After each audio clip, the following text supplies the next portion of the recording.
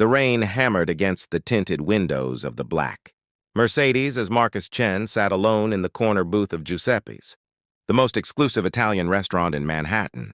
At 42, he had everything money could buy: a penthouse overlooking Central Park, a company worth billions, closets full of designer suits. Yet the emptiness inside him had never felt more vast. Tonight marked the 5th anniversary of his divorce, a date he'd been dreading for weeks.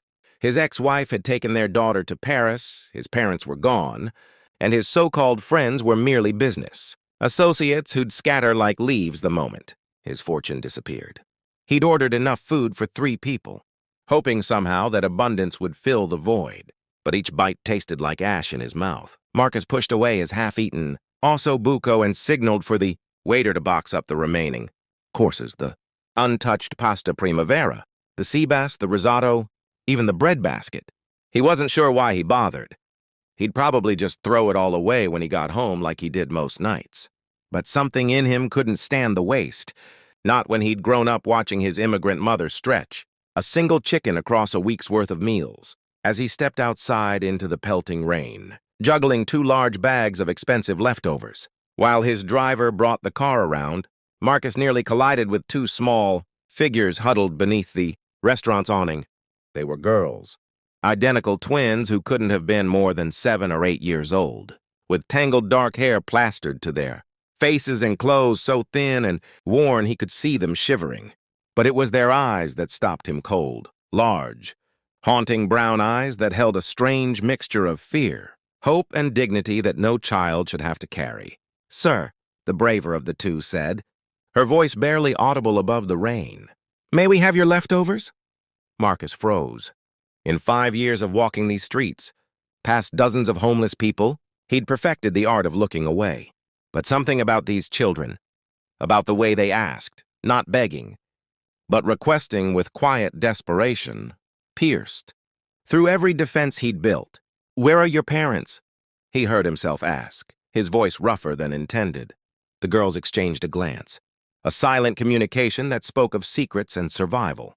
"Our mama is sick," the second girl whispered. "She's waiting for us. We promised to bring food." Every instinct Marcus had developed in the cutthroat world of corporate. America screamed that this was a scam, that he should hand over the food and walk away. But those eyes, he'd seen thousands of eyes across boardroom tables, in negotiations, in depositions. He knew how to read deception, manipulation, fear. These children weren't lying. "Take me to her," Marcus said. The girls looked at each other again, uncertainty flickering across their faces. "It's not far," the first girl said carefully. "But it's not nice."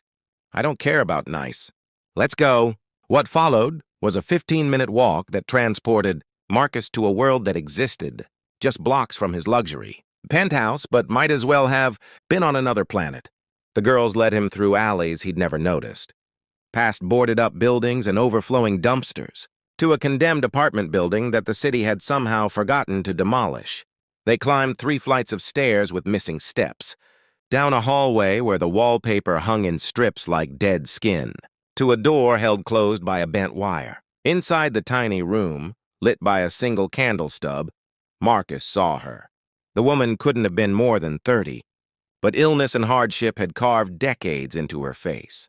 She lay on a mattress on the floor, covered by a blanket so threadbare it was barely more than suggestion. When she saw Marcus, terror flooded her features and she struggled to sit up. "Please," she gasped. "Don't call the authorities. Don't take my babies. I'm getting better. I just need a little more time." "Mama, he gave us food," one of the twins said, rushing to her side. "He has so much food." Marcus stood there, bags in hand, as the full weight of his selfishness crashed over him. Here he'd been, wallowing in loneliness in a 5-star restaurant, ordering food he didn't want, mourning a life of luxury, while this woman fought to survive with 2 children who'd been reduced to begging for scraps. He set down the bag slowly, carefully, as if sudden movements might shatter this fragile tableau. "When did you last eat?" he asked quietly. "The girls had cereal yesterday morning," the woman said, lifting her chin with a pride that reminded him of the twins' eyes. "I'm fine." "She's lying," one twin said. "She gave us her portion." "She always does." Marcus felt something crack inside his chest, something that had calcified over years of corporate battles and personal isolation. He pulled out his phone and the woman flinched, but he was already dialing. Maria? Yes, I need you to do something for me. Contact Dr. Sarah Winters at Mount Sinai. She owes me a favor. Tell her I need a house call immediately. He rattled off the address, ignoring Maria's shocked silence. And call Chen's Palace. I want enough food delivered here to feed a family for a week. No, make it 2 weeks. And Maria, this stays between us. Over the next hour, as they waited for help to arrive, Marcus learned their story. Jennifer had been a school teacher, before a cancer diagnosis obliterated her savings and her job. Her husband had left when the girls were babies, disappeared like smoke. She'd fought through surgery and treatment, but the medical bills had consumed everything. The apartment, the car, the safety net. When the cancer came back, she'd had nothing left to fight with except her determination to keep her daughters safe and together. Why didn't you go to a shelter? Marcus asked. Jennifer's jaw tightened. I tried. They were going to separate us, put the girls in foster care while I went to a medical facility. I couldn't. I won't let that happen. I've seen what happens to kids in the system. We're staying together. The twins, Sophie and Sarah, had been taking turns going to school, splitting one set of supplies, one uniform, because they couldn't afford 2 of everything. They'd been collecting cans, doing odd jobs, stretching every penny while watching their mother fade. And tonight, driven by hunger and desperation, they'd done something they'd never done before, asked a stranger for help. Why me? Marcus asked Sophie, the brave one who'd spoken first. She tilted her head, studying him with those knowing eyes. You looked sad, she said simply, like you needed to help someone as much as we needed help. Dr. Winters arrived first, a no-nonsense woman in her 50s who'd once worked in Marcus's company's medical division. She examined Jennifer with efficient compassion, asked pointed questions and made calls. The food arrived minutes later, and Marcus watched the girls try to maintain composure as they saw more food than they'd seen in months.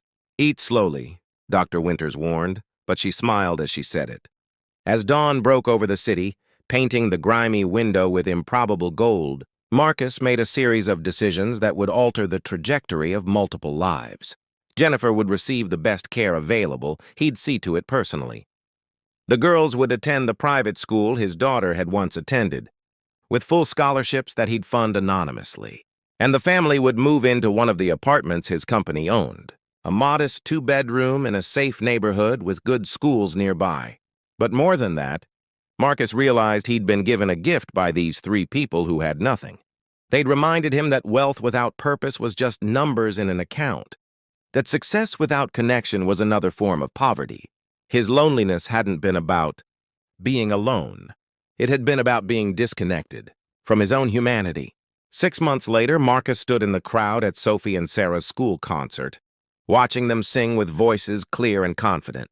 Their faces no longer gaunt, but glowing with health and happiness. Jennifer sat beside him in a wheelchair. She was responding to treatment, but still had a long road ahead.